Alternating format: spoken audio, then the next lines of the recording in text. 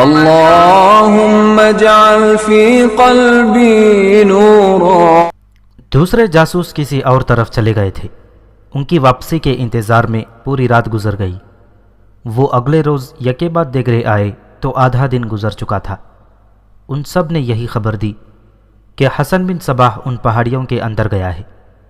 اس طرح تصدیق ہو گئی کہ اس وقت ان کا شکار کہاں ہے۔ تبریز سے اس جگہ کا فاصلہ کم و بیش 40 میل بتایا گیا تھا۔ آدھا دن گزر چکا تھا جب قزل ساروق نے اپنے 1000 سواروں کے لشکر کو کوچ کا حکم دیا۔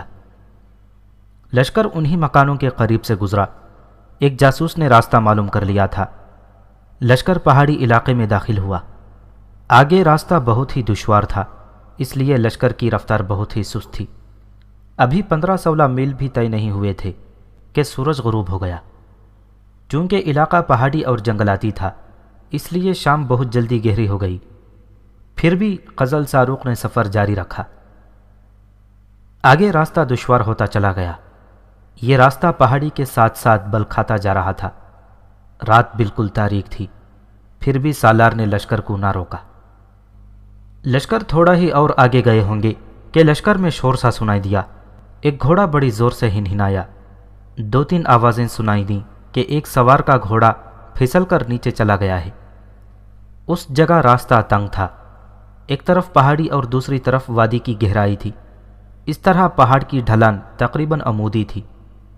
پہاڑ میں درخت تو تھے لیکن اتنے زیادہ نہیں تھے جو گھوڑے یا سوار کو روک لیتے۔ کچھ دیر تک گھوڑے کے گرنے اور لڑکتے ہوئے نیچے جانے کی آوازیں سنائی دیتی رہیں۔ قزل ساروق نے لشکر کو روک لیا۔ اس کے کہنے پر اس سوار کو آوازیں دی گئیں جو گرا پڑا تھا۔ اس کی طرف سے کوئی جواب نہ آیا۔ وہ بے ہوش ہو گیا یا مر گیا تھا۔ سالار قزل ساروق نے یہ کہہ کر کوچ کا حکم دے دیا کہ ایک سوار کے لیے پورے لشکر کی پیش قدمی نہیں روکی جا سکتی۔ سوار اور زیادہ محتاط ہو کر چلنے لگے۔ 2-4 اور موڑ موڑے تو راستہ نیچے کو جانے لگا۔ آخر وہ اس پہاڑ سے اترے تو آگے خاصی چوڑی وادی تھی، جہاں قزل ساروق نے سواروں کو صبح تک کے لیے روک لیا۔ سواروں نے گھوڑوں کی زینیں اتار دیں اور باقی رات آرام کرنے کے لیے ادھر ادھر لیٹ گئے۔ صبح طلوع ہوئی تو کوچ کی تیاری کا حکم ملا۔ سوار گھوڑوں پر زینے کس رہے تھے کہ ایک طرف سے ایک ادھیڑ عمر آدمی ایک عورت کے ساتھ آتا نظر آیا۔ اس کے ساتھ 2 لڑکے تھے، جن میں سے ایک 14-15 سال کا اور دوسرا 11-12 سال کا تھا۔ آدمی نے ایک ٹٹو کی باگ پکڑ رکھی تھی اور ٹٹو پر کچھ سامان لدا ہوا تھا۔ انہوں نے وہیں سے گزرنا تھا جہاں لشکر کوچ کے لیے تیار ہو رہا تھا۔ وہ ایک طرف سے گزرتے گئے۔ سالار قزل ساروق لشکر سے تھوڑا پرے تھا۔ وہ خود تیار ہو چکا تھا۔ اس کا سائز اس کے گھوڑے کو تیار کر رہا تھا۔ کچھ دیر بعد اس کے 3-4 ماتحت کمانڈر اس کے پاس آ گئے۔ وہ بالکل تیار ہو کر آئے تھے۔ یہ کون ہے؟ قزل ساروق نے ادھیڑ عمر آدمی اور عورت کو دیکھ کر پوچھا۔ ہم نے پوچھا نہیں، ایک کمانڈر نے جواب دیا۔ ان سے پوچھو، قزل ساروق نے کہا۔ ان کے ادھر سے گزرنے کا مطلب ہے کہ آگے یا اس علاقے میں کہیں کوئی آبادی ہے۔ اگر یہ یہاں کے رہنے والے ہیں تو انہیں معلوم ہوگا کہ یہ قدیم قلعہ کہاں ہے۔ کہیں ایسا تو نہیں کہ ہم غلط راستے پر جا رہے ہیں۔ وہ لوگ قریب آئے تو انہیں روک لیا گیا۔ السلام علیکم، ادھیڑ عمر آدمی نے کہا۔ آپ اس لشکر کے سالار معلوم ہوتے ہیں۔ آپ نہ رکتے تو بھی میں نے رکنا تھا۔ آپ کہیں سے آ رہے ہیں یا کہیں جا رہے ہیں؟ قزل ساروق نے پوچھا۔ ہم آ رہے ہیں سالار محترم، اس نے جواب دیا۔ ہم تقریباً 1 سال بعد واپس اپنے گھر آ رہے ہیں۔ الحمدللہ، ہم فریضہ حج ادا کرنے گئے تھے۔ کیا آپ پیدل ہی چلے گئے تھے؟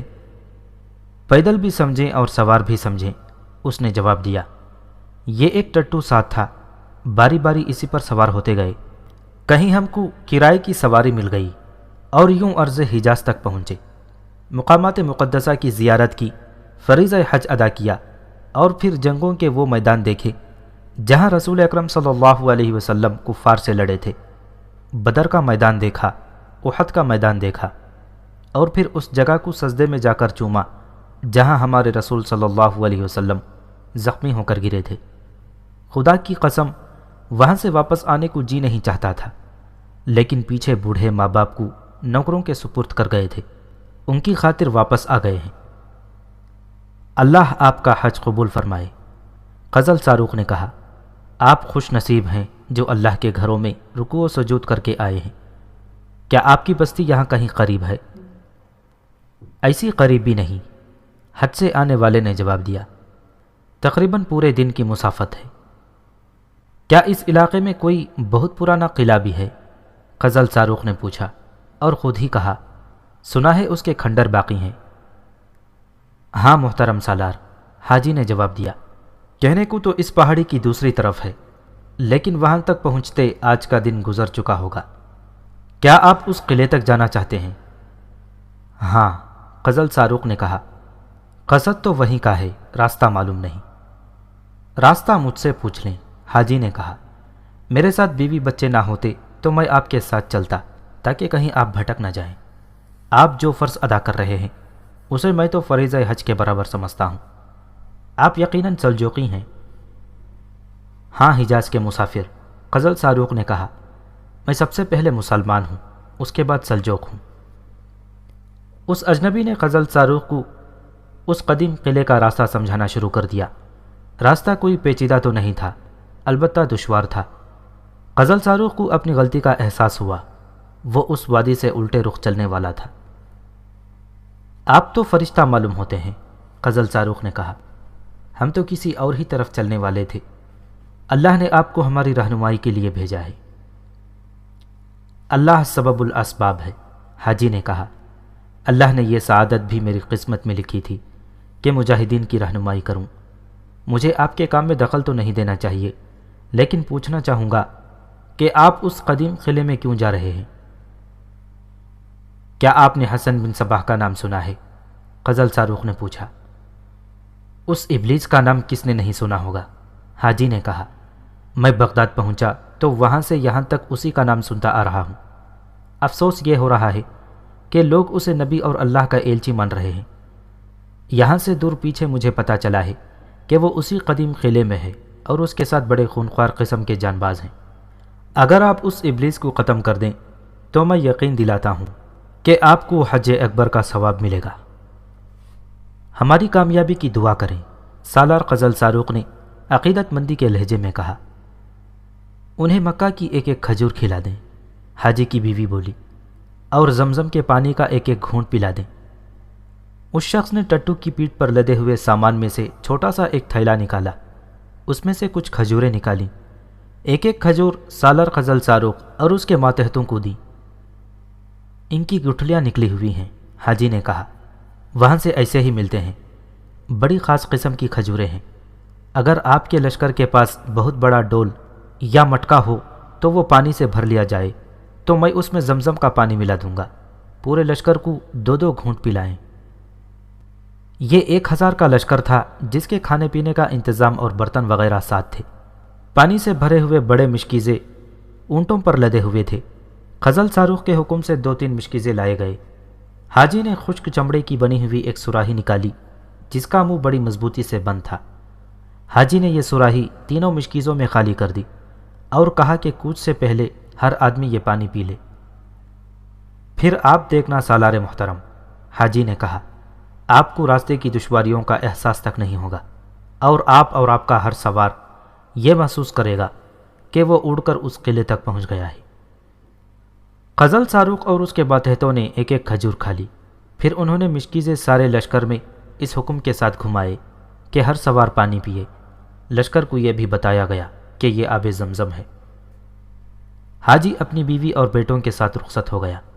سالار غزل ساروق نے صرف اس خیال سے اپنے آپ میں ایک نئی توانائی محسوس کی کہ اس نے مکے کی کھجور کھائی ہے اور آب زمزم پیا ہے۔ لشکر کے ہر سوار نے عقیدت مندی سے آب زمزم پیا اور پھر لشکر اس راستے پر چل پڑا جو حاجی نے بتایا تھا۔ حاجی نظروں سے اوجھل ہو گیا۔ لشکر کو ایک بار پھر پہاڑی راستے پر اوپر جانا پڑا۔ گزشتہ رات ان کا ایک گھوڑا اور اس کا سوار ضائع ہو چکے تھے۔ یہ راستہ اس سے زیادہ تنگ اور خطرناک تھا۔ گھوڑے ایک دوسرے کے پیچھے جا رہے تھے، ان کی رفتار بہت ہی سست تھی۔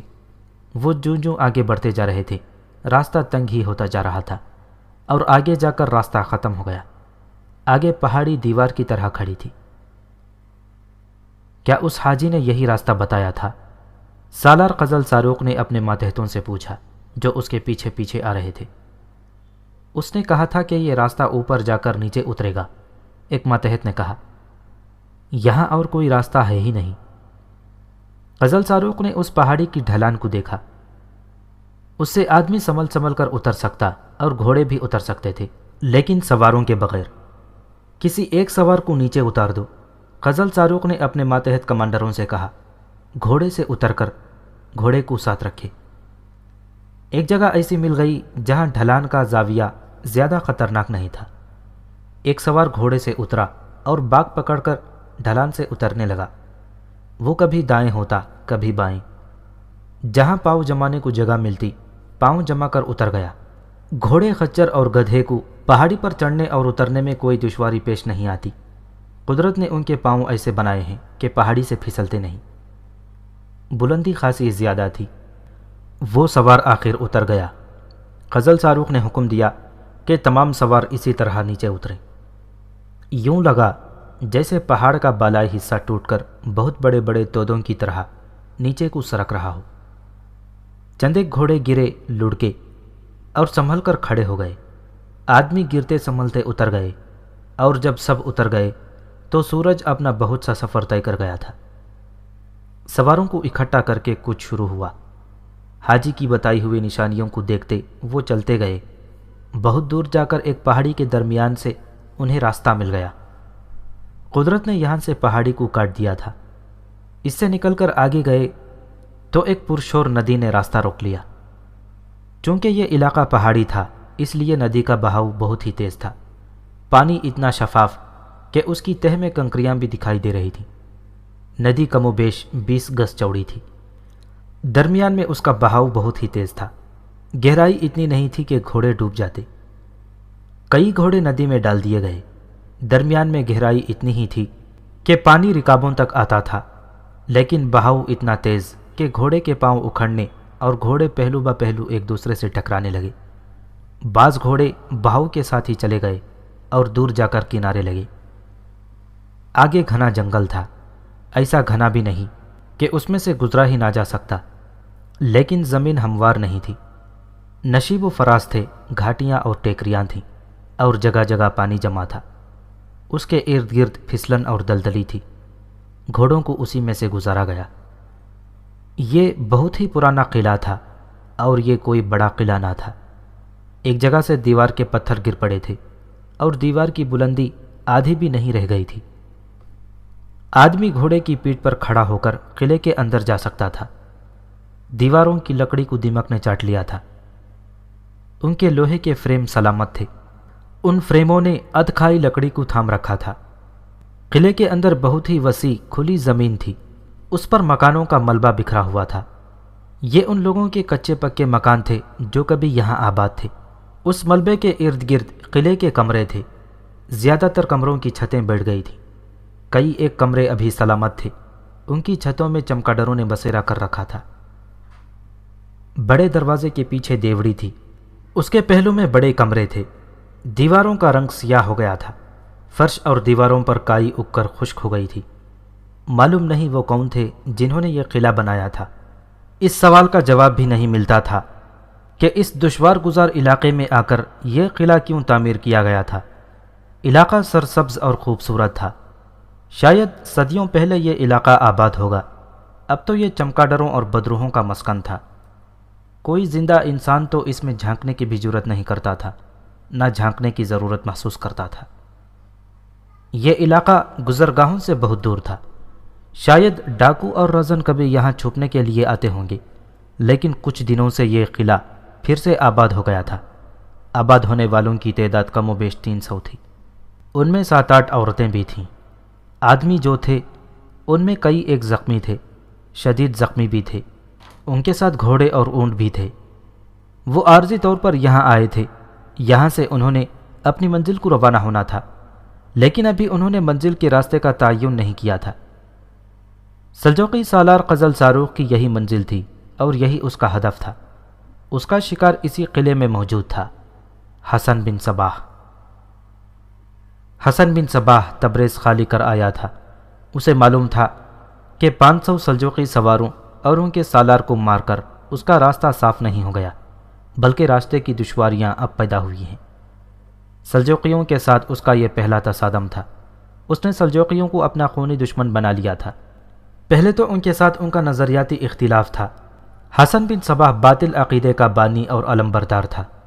سلجوقی صحیح العقیدہ مسلمان تھے۔ وہ ایک اسلامی سلطنت میں حسن بن صباح کا وجود برداشت نہیں کر سکتے تھے۔ اب نظریاتی اختلاف مرنے مارنے والی عداوت کی شکل اختیار کر گیا تھا۔ تبریز کے خون ریز تصادم کے بعد حسن بن صباح خلجان شہدر اور اپنے پیر و مرشد احمد بن غتاش کی تحویل میں کسی بھی قلعے میں جا سکتا تھا، مگر وہ جانتا تھا کہ سلطان ملک شاہ اور خصوصاً ابو مسلم رازی جوابی کارروائی کریں گے اور فوراً کریں گے اور اسے زمین کی 7ویں تہہ میں سے بھی ڈھونڈ نکالیں گے۔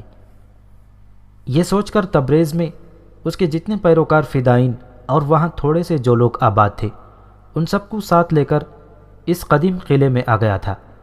یہ بتانا مشکل ہے کہ اسے کس نے مشورہ دیا تھا یا اسے کس نے اس قلعے کی نشاندہی کر کے کہا تھا کہ وہاں جا کر روپوش ہو جائے۔ تاریخوں میں آیا ہے کہ اس نے احمد بن غتاش کو اطلاع دے دی تھی کہ تبریز میں کیسی خون ریزی ہوئی ہے اور اب وہ ایک ایسے قلعے کی کھنڈروں میں روپوش ہیں جہاں تک کوئی نہیں پہنچ سکتا۔ سورج غروب ہونے میں ابھی بہت وقت باقی تھا۔ حسن بن صباح ایک کمرے میں فرش پر بیٹھا تھا۔ یہ کمرہ اس کے لیے خاص طور پر صاف کیا گیا تھا۔ اس کے ساتھ جو لوگ آئے تھے انہوں نے فرش پر کمبل، تکیے اور ان پر صاف ستھری چادریں بچھا دی تھیں۔ وہ ان لوگوں کا سردار یا سالار نہیں تھا، بلکہ ان کا روحانی پیشوا تھا۔ بعض نے اسے پیغمبر کا درجہ دے دیا تھا۔ تبریز والوں نے دیکھا تھا کہ وہ بھاگنے کا راستہ دیکھ رہے تھے، تو حسن بن صباح نے اللہ کو پکارا۔ پھر اس نے اعلان کیا تھا کہ وحی آ گئی ہے، اللہ کی مدد آ رہی ہے۔ پھر 300 سوار آ گئے تھے، جنہوں نے سلجوقی سواروں کو بے خبری میں آ لیا اور انہیں ان کے سالار سمیت کاٹ کر پھینک ڈالا تھا۔ اور تم جانتے ہو، حسن بن صباح کمرے میں اپنے سامنے بیٹھے ہوئے چند ایک آدمیوں سے کہہ رہا تھا کہ ہر پیغمبر کو بھاگنا پڑا، روپوش ہونا پڑا، مصائب برداشت کرنے پڑے اور انہیں کہیں پناہ لینی پڑی۔ حضرت عیسیٰ کو صلیب پر چڑھانے کی کوشش کی گئی، حضرت موسیٰ کو فرعون نے قتل کرنے کی کوشش کی، رسول اللہ صلی اللہ علیہ وسلم کو مکہ سے نکل کر مدینہ میں پناہ لینی پڑی۔ اگر میں آج ان کھنڈروں میں آ بیٹھا ہوں تو یہ نہ سمجھنا کہ مجھے اللہ نے فراموش کر دیا ہے، یہ اللہ کا اشارہ تھا کہ میں یہاں آ گیا ہوں۔ پیغمبروں کے ساتھیوں کو اللہ نے عام لوگوں سے زیادہ اونچا رتبہ دیا ہے۔ تم سب اللہ کی نگاہ میں اونچے رتبے کے افراد ہو۔ تم پر جب بھی مشکل وقت آئے گا، اللہ تمہاری مدد کو پہنچے گا۔ وہ یہیں تک کہہ پایا تھا کہ باہر سے ایک آدمی کی بڑی بلند آواز سنائی دی، حملہ آ رہا ہے، ہوشیار ہو جاؤ۔ حسن بن صباح چپ ہو گیا اور اس کے کان کھڑے ہو گئے۔ سلجوقیوں کا لشکر آ رہا ہے، بہت بڑا لشکر ہے، ولی کو اطلاع دے دو۔ ان آوازوں کے ساتھ جب دوڑتے قدموں کی آہٹیں سنائی دینے لگیں تو حسن بن صباح اٹھا اور باہر نکل گیا۔ اس نے اپنے آدمیوں میں ہڑبونگ مچی دیکھی۔ کچھ آدمی قلعے کی ٹوٹی ہوئی خستہ حالت سیڑھیوں سے اوپر جا رہے تھے اور کچھ دوسری طرف کی سیڑھیوں سے دوڑتے نیچے اتر رہے تھے۔ انہوں نے گھبراہٹ کے عالم میں شور و غل بپا کر رکھا تھا۔ زخمیوں کا کیا بنے گا؟ ہم اتنے بڑے لشکر سے نہیں لڑ سکتے۔ رک جاؤ، حسن بن صباح نے اپنی مخصوص گرجدار آواز میں کہا، جو جہاں ہے وہیں رہے۔ حسن بن صباح بڑے تحمل اور اطمینان سے سیڑھیاں چڑھ گیا اور اس طرف دیکھا جس طرف اس کے آدمی دیکھ رہے تھے۔ کم و بیش 1.5 میل دور 1000 سوار طوفانی سمندر کی لہر کی طرح چلے آ رہے تھے۔ 1000 سوار بہت بڑی طاقت تھی۔ قلعہ تو محض ایک کھنڈر تھا جس کے دروازے دمک نے کھا لیے تھے۔ حسن بن صباح کے ساتھ 300 سے کچھ ہی زائد آدمی تھے، جن میں آدھے تبریز کی لڑائی کے زخمی تھے۔ ابو علی نے قصدین سے 300 آدمی بھیجے تھے، ان میں سے زیادہ تر واپس چلے گئے تھے۔ زخمیوں میں چند ایک ہی تھے جو لڑنے کے قابل تھے۔ ان سب کا یہ واویلا بجا تھا کہ وہ اتنے بڑے لشکر سے نہیں لڑ سکیں گے، لیکن وہ اپنے پیر و مرشد یا امام حسن بن صباح کے چہرے پر سکون اور اطمینان دیکھ رہے تھے۔ سالار غزل صاروخ کے 1000 سوار قریب آتے گئے۔ ان کی رفتار اتنی بہت تھی جیسے وہ آرام آرام سے سفر پر جا رہے ہوں۔ کیا خیال ہے؟ حسن بن صباح نے ایک آدمی سے پوچھا جو اس کے ساتھ لگا کھڑا تھا۔ اور قریب آنے دو، ساتھ والے آدمی نے کہا۔ ان کی رفتار بتاتی ہے کہ وار خالی نہیں گیا۔ یہ تو میں دیکھ رہا ہوں، حسن بن صباح نے کہا۔ یہاں سے انہیں گھوڑے دوڑا دینے چاہیے تھے، میں کچھ اثر دیکھ رہا ہوں۔ قلعے کی دیوار پر اور نیچے حسن بن صباح کے آدمیوں نے ایسا غل غبارہ بپا کر رکھا تھا کہ کانوں پڑی آواز سنائی نہیں دیتی تھی۔ ہر آدمی اپنا ہتھیار لے کر لڑنے کے لیے تیار ہو جائے۔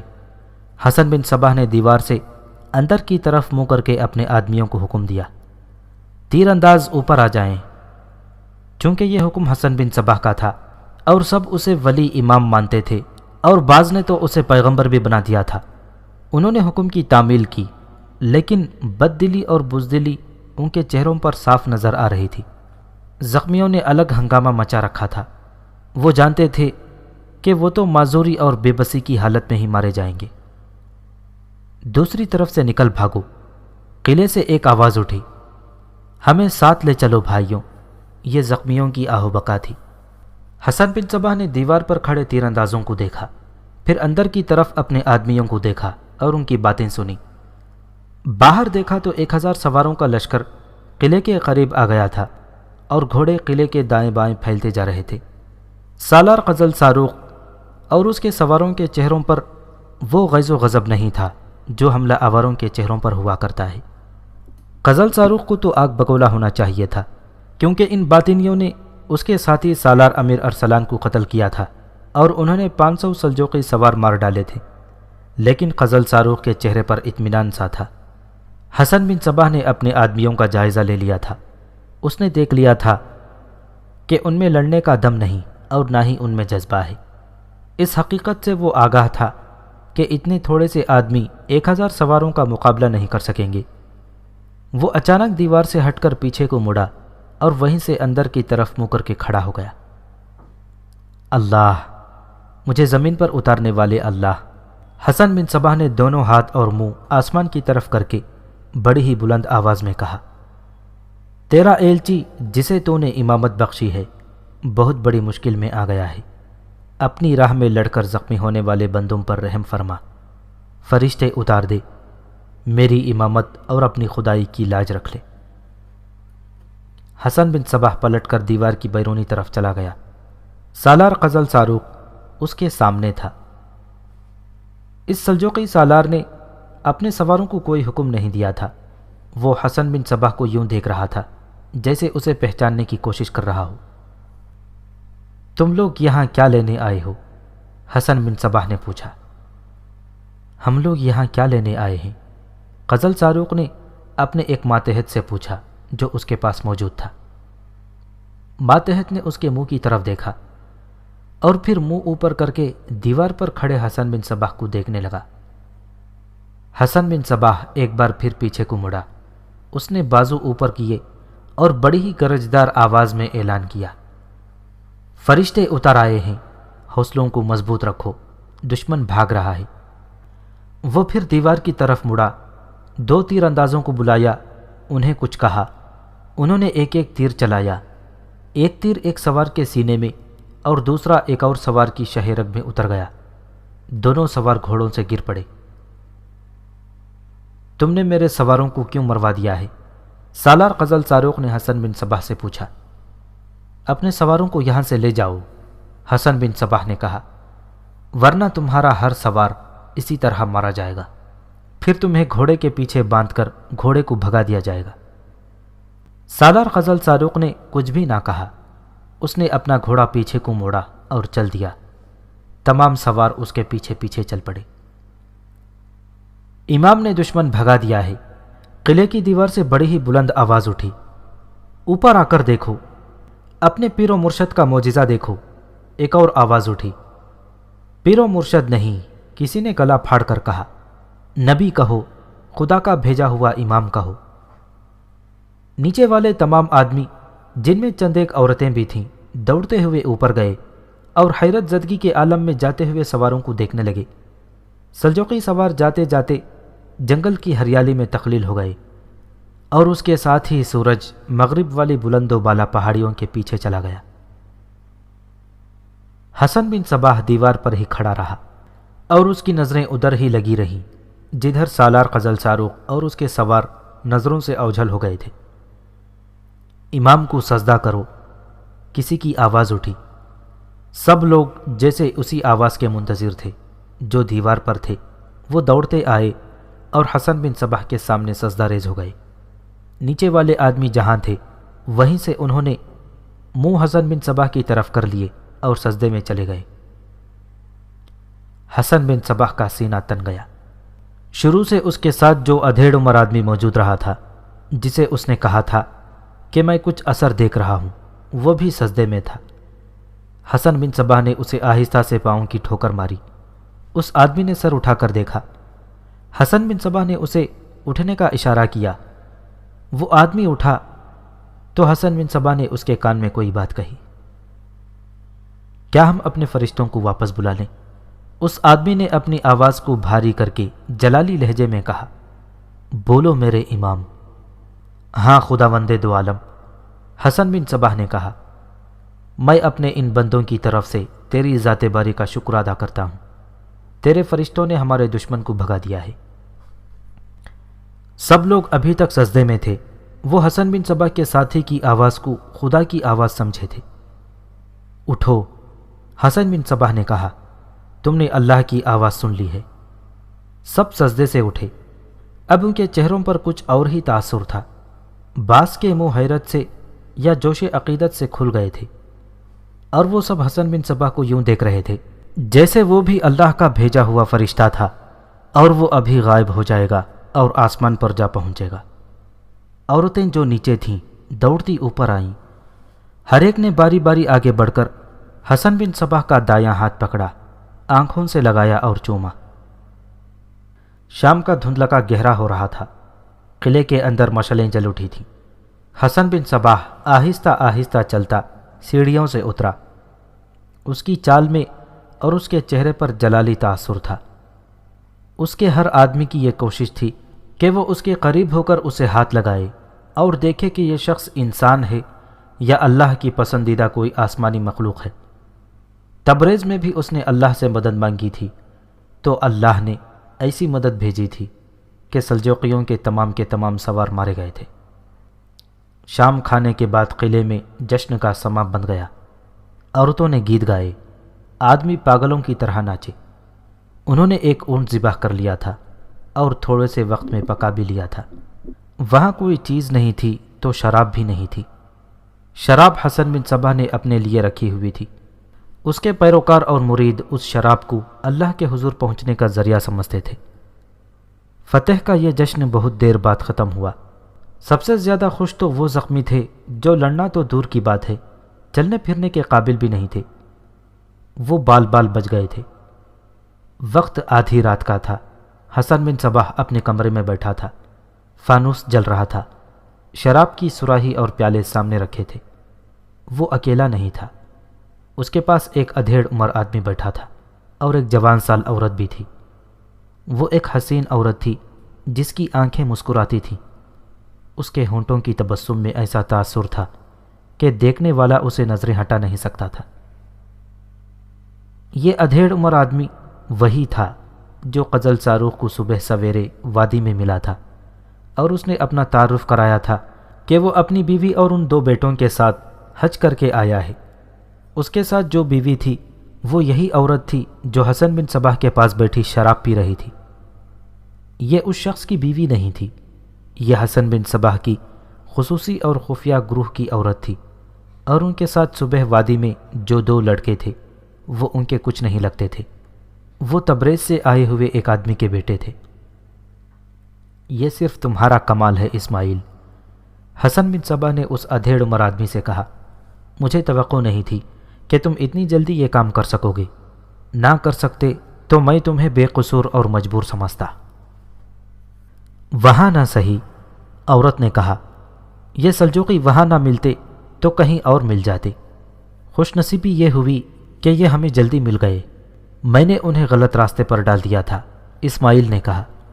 وہ ٹھیک راستے پر آ رہے تھے، اس راستے سے وہ جلدی یہاں تک پہنچ جاتے۔ میں نے یہ سوچ کر انہیں غلط راستے پر ڈال دیا تھا کہ کھجوروں اور پانی کو اپنا اثر پورا کرنے کا وقت مل جائے۔ آپ نے بتایا تھا کہ ان میں جو چیز ملائی گئی ہے اس کا اثر دیر سے شروع ہوتا ہے۔ میں تمہیں خراج تحسین پیش کرتا ہوں، حسن بن صباح نے کہا۔ مجھے ایک خوشی یہ بھی ہے کہ اس دوائی کا یہ پہلا تجربہ کیا گیا ہے۔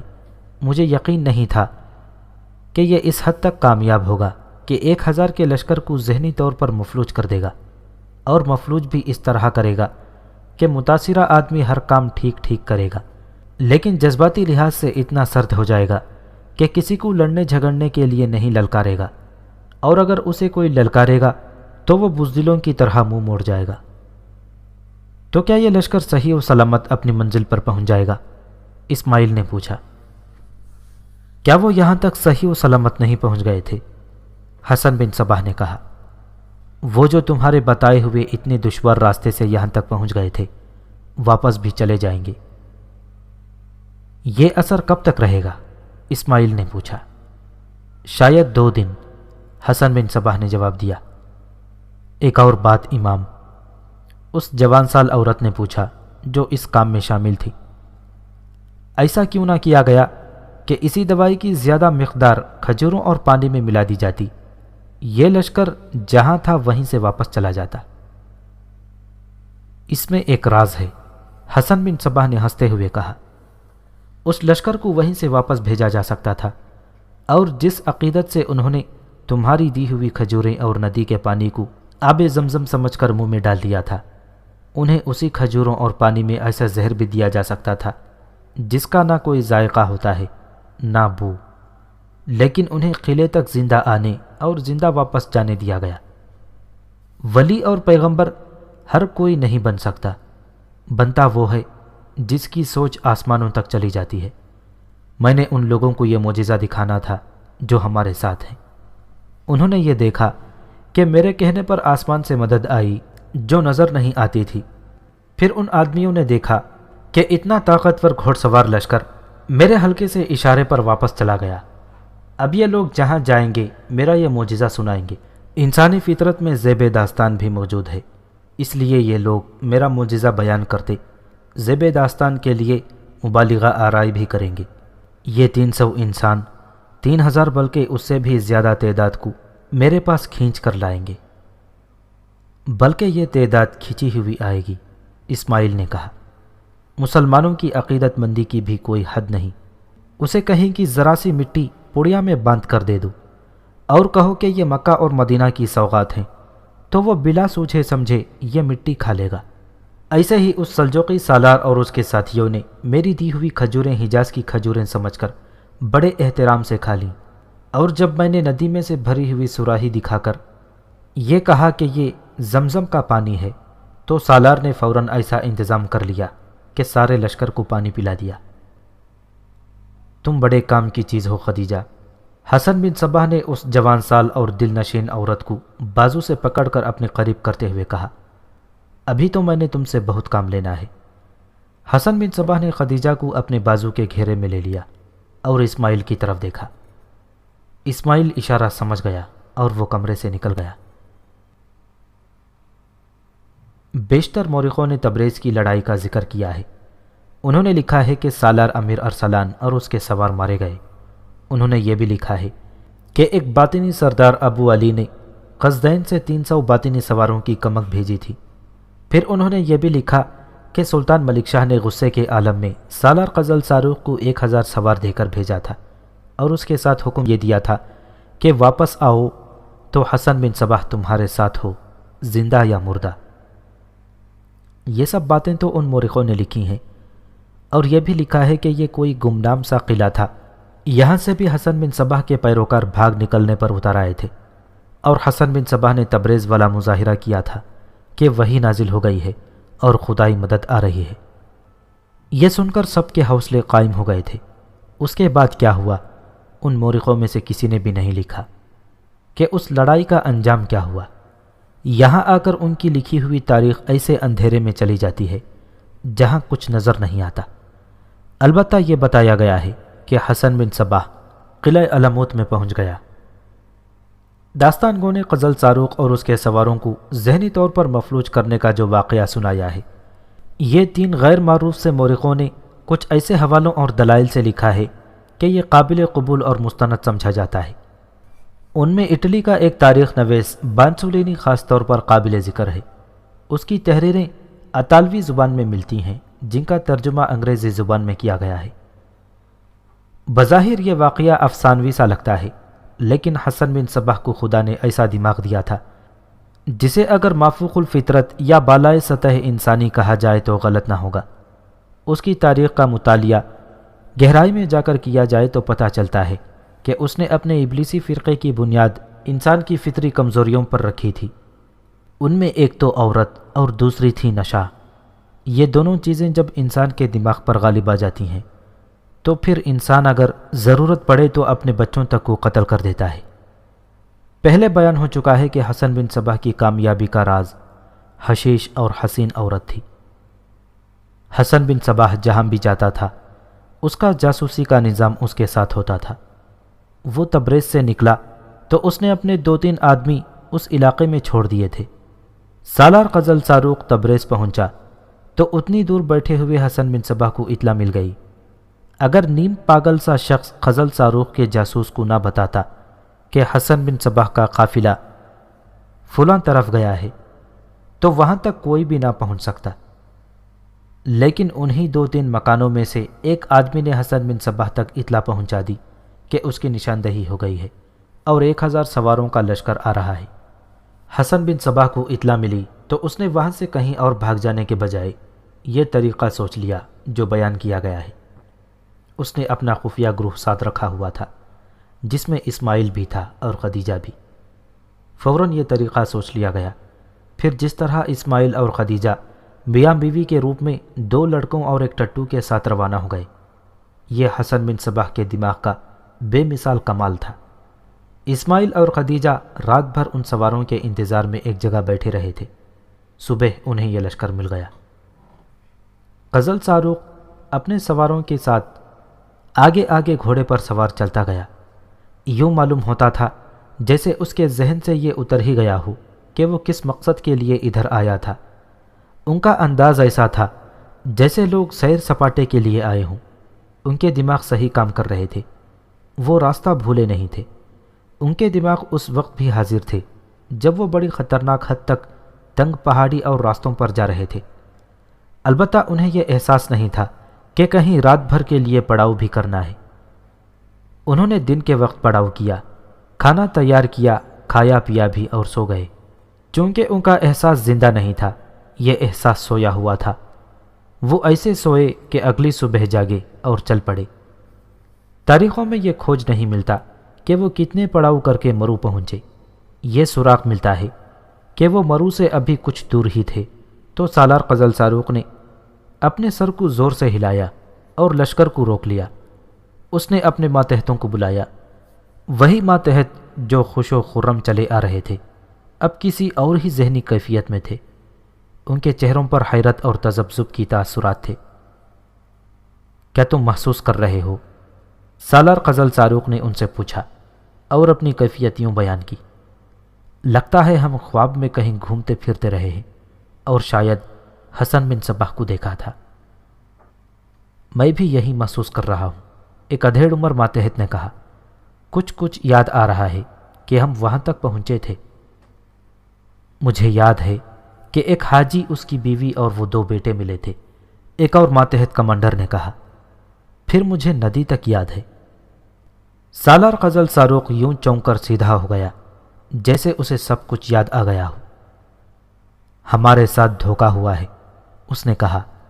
ہم سلطان کو منہ دکھانے کے قابل نہیں رہے، لیکن میرے رفیقوں، سلطان کے آگے جھوٹ نہیں بولنا۔ جو ہوا ہے وہ منوعن بیان کر دینا۔